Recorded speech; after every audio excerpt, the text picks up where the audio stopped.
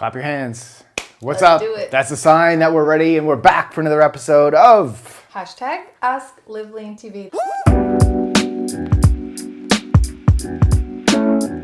Thank you guys for submitting your questions to us on Instagram at LiveLeanTV on the Insta story yesterday. Yeah, so whenever you see us post an Instagram story with that questions tag, that's when you know you get your questions in. And if you've been watching the vlogs, there's a key hashtag that we put in the vlogs for you to get priority to get your questions answered. So make sure you're watching those vlogs. We post them on Mondays over on YouTube. Also, if you're listening on the podcast, thank you guys for listening over there. We're on Spotify, we're on iTunes, pretty much wherever you listen to podcasts, we are there. So I was going to say, don't forget today we're saving one question to be on the podcast only. So if you've asked a question and you haven't heard the answer, but you only watch on YouTube, make sure you check the podcast because you might have gotten the bonus question. the bonus question. Bonus. All right, with all that out of the way, let's jump into the show. First question, the priority question is from Louis-Ta89, says, can you give a history of your channel? Why did you start? Why did Jess join? That's all right. a great one. I like that question. All right. Walk down memory lane. Honestly, I started this channel back in 2011.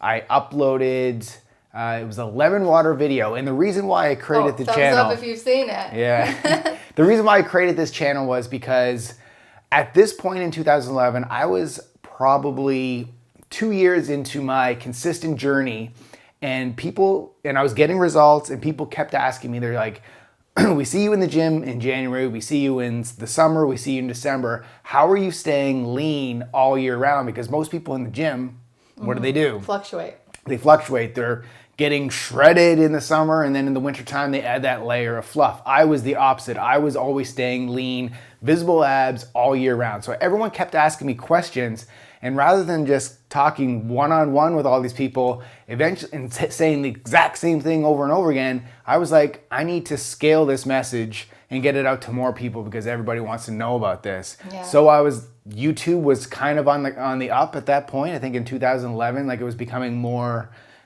of a real thing.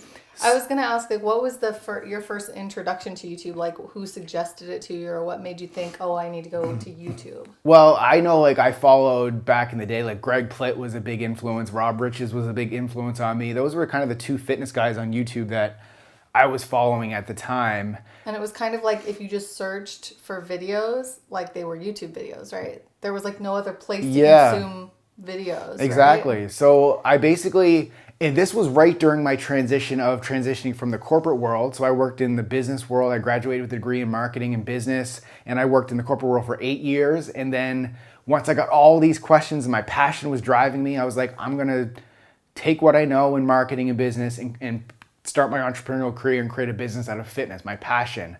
So what I did was I fired my boss, and the next morning I woke up with no corporate job, no job. I thought to myself, what is the first thing I do in the morning? The first thing I do in the morning is what? Lemon water. Drink lemon water. There's my first video. So that's what I did was I sat down. I remember I was at my parents' house because I was in transition between selling my home and building a new home at the time, which, quitting your job when you're in the process of building a new home with a little stressful. No stream of income coming in at that time. But it worked out. And so, yeah, I was sat in my parents' room, turned on this little handheld camera. No lighting. No, it was a pink cutting board. It was a Kodak handheld camera. Back then it was probably like a $200, $300 camera because like cameras were so expensive with these things. But I think it was 720p and set it up. Which means low quality. And recorded. Yeah. Took me about a million. Awkward AF. A million takes because I didn't know at the point that you could actually edit in post-production. So if I messed up a word, I kept started over again. And so that's how I got in. And that video was one of our best videos. And I was just consistent after that. I was like, okay, now what's the next thing I do? Then I did a superfood series on all the best foods because everyone was always asking me, what foods do you eat? Yeah. And then it just kind of snowballed from there. I love the story. And I feel like, in a nutshell, it's basically just you discovered something, you figured something out, a way of staying lean all the time, and then you realized everybody wants that. And so you started giving it to everybody. Like you found a way to deliver that message to everybody. So I just feel like that is just the best start for any entrepreneurial endeavor. If any of you guys are thinking like, I want to start a channel or I want to start a business or something, but I don't know what to do, like what's going to make a lot of money. It's like, don't even think about the money. Just like think about what the world needs that you can offer them, like what you can deliver. Yeah. And then that's your passion is going to come across and then people are going to be interested. If you're just doing a business just to be successful To or make money. just to make money, yeah, then the energy is not the same, Yeah. right? So that's what I loved. I think that's why I was so gravitated towards you, because at the time I was making YouTube videos. Yeah, I think I actually started making YouTube videos before you did, because I think it was like 2009. Could have been, when yeah. I was doing mine. But I was basically just posting my fitness journey because I was preparing for competition and I was thinking like, oh, this is an interesting process. Like I found the process interesting. I know it's not interesting to everybody, but like how to get contest ready, like the workouts I'm using, the foods I'm eating, all of that stuff. And I was posting it really just kind of for fun, you Yeah. know? Like I didn't have like a business model. Yeah. I didn't have like any way to monetize anything. It was just like, I want to put this on YouTube so people can enjoy it.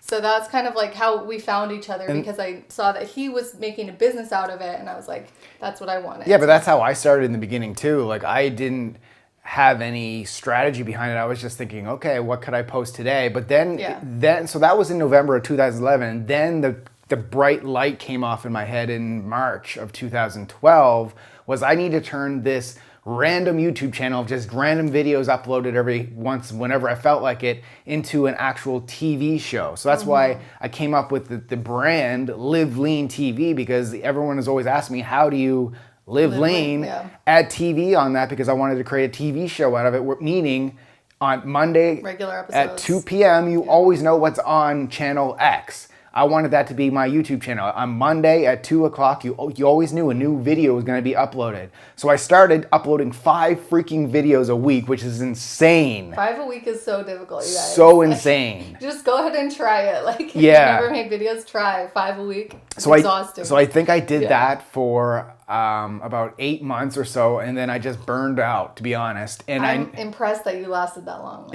And then I wanted to create a program to actually, provide the workouts that people should be doing, a nutrition plan with it as well. So I took a little bit of time off, and then fast forward. So then I lowered my upload schedule. Then fast forward to 2000 New Year's Eve of 2012. You emailed me because you were a subscriber, and you said, let's collaborate.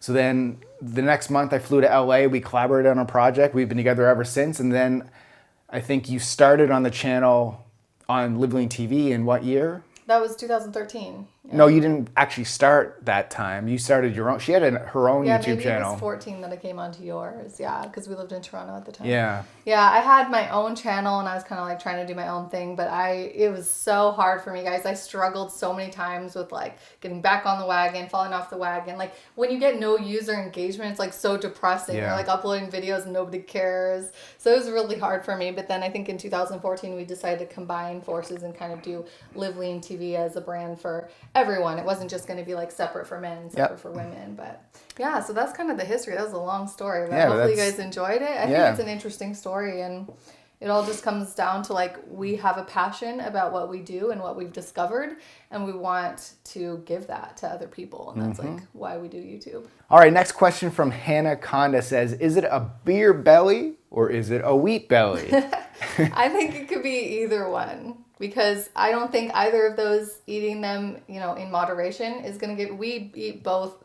We consume wheat whenever we have pizza, and we have beer occasionally. We don't have either of those types of bellies, so I don't think that every time you eat wheat or drink a beer, you're going to get a belly. Like it just depends on the amount, but overconsumption of either of those for sure could give you a belly. Yeah, so I would say people who drink beer but they don't consume wheat, if they drink too much beer, it's based on that level. Like if they drink this amount of beer and 0 wheat, they're probably still going to have a belly if they're in that calorie surplus. They're not exercising. And vice versa. And then if you ate wheat but you never drank beer, you could still have a belly. And then people who don't drink beer but they eat too much wheat, they don't exercise, they're in that calorie surplus, you're probably going to have a belly as well. But I think the idea behind that, the idea behind beer giving you a beer belly is a lot because of the hops and the estrogenic effects that overconsumption of beer can have, which then, kind of brings on that belly fat storage in this area. Visceral fat. Yeah, so the visceral fat and,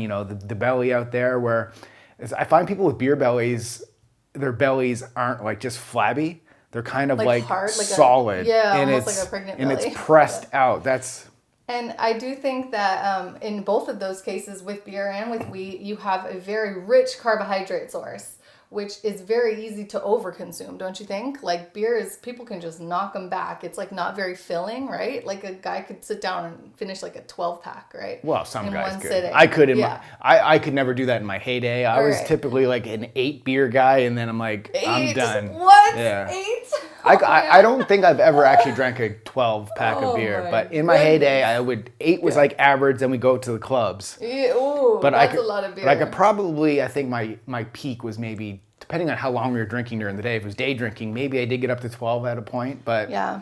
I think the point I'm trying to make is just that with either of those, it's so easy to overdo them. So I think that's the reason why people have that effect. Especially from wheat. those two things. Yeah. I find. Well, I think especially beer. You think especially? I think wheat? especially wheat, because beer is filling. Like beer, like you just get to that point where you get because of the bubbles and stuff. But beer or wheat, you just like if you're eating crackers or you bread, feel like you have a brick in your stomach. Eventually, but I feel like it takes a while to catch up to you. But I think both of them are kind of the same way. So yes, the answer to your question, both. Moderate both of those. Yeah, you can have both, but just moderate both. Yeah, definitely. All right, next question from Lil Rick 22. I'm in a rut with lunches. I'm bored with chicken and rice and salads. What are your faves? Well, if you follow us on any of our social media or any of our videos, you probably know we eat salad, big ass salads for lunch pretty much daily. And we do not get bored of them because of the way that we make them. Yeah. And we've done videos to share this before, but we have a few key principles to make freaking awesome salads. Or what was your video called? It was like three ways to... It was like, think 3 to 5 ways. Yeah. We'll link up that video below, but it's ways on how to make freaking awesome salad. Again, so there's 5 different criteria for it. So we'll link that up down below. But I mean, the overall theme of it is variety of textures, variety of flavors, crunchiness, variety of protein source, variety of flavors via the dressings that you make. Chop the lettuce. That is one of the biggest things that you taught me was make chop. Everything bite-sized, so it's not like huge and you're like getting it all over your face. It needs to be able to fit on a fork. And like experiment. Don't just always have spinach. Have arugula, have romaine, have different types of lettuce. The nuts is another thing, makes it crunchy. Definitely. And don't think you need to overload it with greens, because sometimes I get tired of salads not too much greens, where it's just all salad and then there's a little bit of nuts or a little bit of meat. Like, reverse it at times. Like, don't even use lettuce at a point. Like, use celery. Chop up a bunch of celery. Chop up a bunch of red bell peppers. And that just gives you a different variety of salad. You can even cook some of the vegetables. Like, some people hate raw onions. We'll caramelize the onions. There's so many things you can do to make your salads just endlessly interesting and delicious. So, yeah, I mean, if I were eating plain chicken and rice or like the same plain ass salad every single day, like, of course, that would be so boring. That'd just be mind-numbingly awful. But I think for me, the turning point was realizing that just because it's salad doesn't mean it has to be like bland, you know? Salad is like just this umbrella word that so many different creative combinations can live under. So just open up your mind and like try new recipes and follow our, like in so many of our nutrition guides, we have like the rules to how to make a big ass salad taste amazing. It's like pick one protein, pick this, it tells you like what to pick, and then you combine all that together and you will never be bored of salad again once you start learning how to make it properly. Okay, next one from Leah Bethco says, I'm eating more vegetables but really hate them. Gag. What are some good ways to eat them? All right, so I did actually a video on how to make your vegetables taste delicious. Yeah. So I'll link up that blog post, and I take, I think, 3 to 4 different types of common vegetables, and I show you how to add spices to them, how to cook them, how to make them taste good. Mm-hmm. Like zucchini fries instead of just eating zucchini. There's how to, make salads like we talked about. Lemon pepper broccoli is so easy. Lemon pepper broccoli, like, every time we eat it, we're like, why is this so good? It's like so good. Yeah, 3 simple ingredients. Like most people think they need to eat broccoli raw. Yeah. Steam it. add some black pepper to it, and then add some lemon juice over top of it. You can even add salt to it to make it taste good. There's so many different ways. I'm going to say like short answer here is add salt and pepper. I think Yeah. that's like one Spices. tiny little Seasonings. thing. Yeah, but not even like, I feel like if you say seasonings, people are like, what seasonings? Yeah. It's like specifically just put a little pinch of pink Himalayan salt and just a couple cracks of black pepper. Everything's flavor just like enhances from that. So I don't care what it is, put that combination on like every single vegetable you eat and you're going to be having like a mouth party. It's amazing. I think that's the most underutilized tool. Some people are afraid of eating salt. They don't know that pepper makes food taste better. Like, it's just try it. Please try it today. Let me know in the comment section below. Please. Just please try it and let me know that it blows your mind, because I use salt and pepper on every single thing that we eat. Mind blown. And it's so good. All right, next question from Marge Jeek says, is a greens powder worth the money, or is it just a waste of coin? So a greens powder is one of those, I call a greens powder nutritional insurance. Now, so what I mean by that is, if you're like a lot of these questions are about vegetables, which is kind of good. So if you hate vegetables, like the previous question, having a greens powder can help fulfill that void in your diet, because you know you're probably not eating vegetables because you hate them. So you're missing out on all the key micronutrients. So micronutrients are the vitamins and the minerals that our body needs to thrive on. These greens powders are packed with a lot of those vitamins and minerals that you're missing if you're not having vegetables in your diet. So that's the key with supplements. Not everybody needs supplements. Supplements are used to fill a void in your diet from not getting the vitamins and the minerals and the macronutrients that you need from certain foods. So if you're like the previous question where you hate vegetables, yes, a greens powder would be perfect for you. If you're the type of people that love eating vegetables, you eat salads all the time, then it becomes less of a priority for you. I don't think it's ever going to be a waste of coin. Like, you're going to get some benefit from it. But I would say skip it if you're eating plenty of variety of vegetables like we do. If you hate vegetables, you can't do it, then you definitely should. I always say that a greens powder is one of the top supplements, because I just know people are void in a lot of these things. Yeah. So that's why, we do promote a greens powder, we'll link it up down below if you guys want to jump on that, because it's one of the highest quality greens powders out there.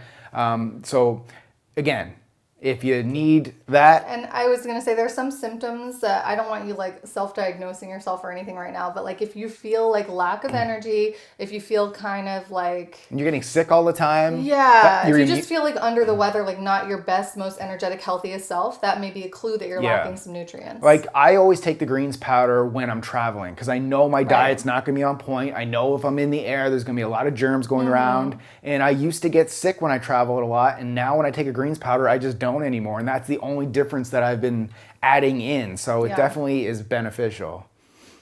All right, my phone keeps crapping out here. But next, you gotta change that setting. Next question is from Liseth0221.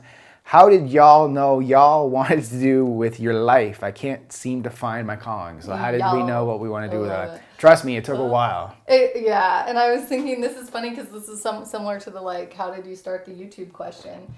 We found our calling in life by like discovering something that was amazing, living lean, and then wanting to share that with people. I think it's as simple as that. Let's back it up a bit. I discovered this by failing at a lot of other things. I wouldn't say failing at a lot of other things. I would say trying and not trying other things, figuring out this is not what I'm really truly passionate about, and then just tasting. So I would say if you haven't found your calling yet, just taste things. Like, just try this, try that. Even things that you think you may not even enjoy, just try it for a little bit. And it's the same thing with fitness. Like, if you just can't get your head wrapped around going to a gym and working out, well, try something different. Like, try a CrossFit class. Go try yoga. Try, joining a running course or whatever. That sort of thing. So just keep trying things. I love that. That's great advice. I mean, trying new things can never be a bad strategy. And the more you try, the more you'll get to know yourself and your passions. Yeah, like I said, I went to school for business and marketing. I thought I wanted to be the next major advertising executive in Madison Avenue in New York City. I did that for 8 years. It didn't work out. Then I went into the real estate investing side of things, where I owned rental properties and rented them out. That didn't really work out. I wasn't passionate about that. Then I went into the fitness thing, and I've been doing this now for however long it's been, over 10 years. It is funny to think all the things we could have become. Like, it's just amazing when you Yeah. think about your life and all the career paths you could have chosen, but you ended up with the right one. Like, it just takes a lot of trial and error. And it was so hard for me. So I don't want to act like it's easy. No, It ain't going to be easy for any of you. And so many of us, I think we're adults and we can say we still don't really know what we're doing. Like, I'll just end with this. I didn't fall into this thinking that I found it right away. Like, I was beating my head against the wall. What am I passionate about? I kept reading books and I kept getting frustrated. I was in the same position that I guarantee that you are right now. Like, I just can't figure out what I like. But eventually, when you keep tasting things, you'll figure it out and it'll work. So, and journal a lot. I have an entire bookshelf of my journals of like my process of figuring it out. So keep writing about what you're discovering about yourself and like work through the process. Read a lot of books too. Yeah. Okay, let's go to one more question, then we'll jump over to the podcast and answer the bonus question. So this one is from Kathy Figueroa. Says, Brad, do you think you will be a jealous dad with Kyla, like when she starts dating? I don't think jealous is the right term, but I think protective would be definitely true. Yeah.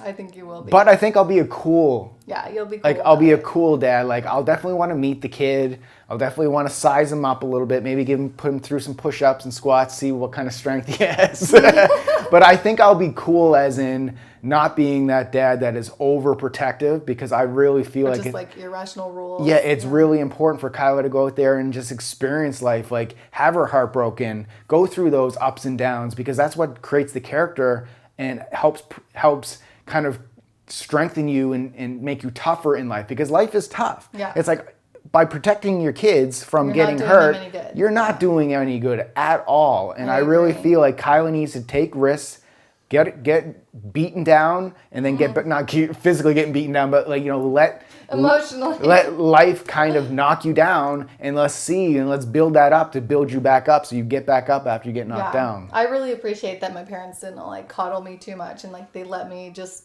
choose my boyfriends however I wanted, and they didn't like put too many rules or restrictions on that, because I think that really helps you as a person, like find who you want to be with, like I think my parents probably thought it was crazy. I was dating this Canadian guy. He's like from another country, like living 4,000 miles away. They're probably thinking like, Jess, that's probably not the best choice. Yeah, but I know. Like, it worked out. If I think that was me, it would have been so interesting to with Kyla. Like if Kyla was like, I fell in love with this guy from Canada, I'm gonna go move there. Yeah. It would what be. Would you say? I don't know. You're like, go for it, babe.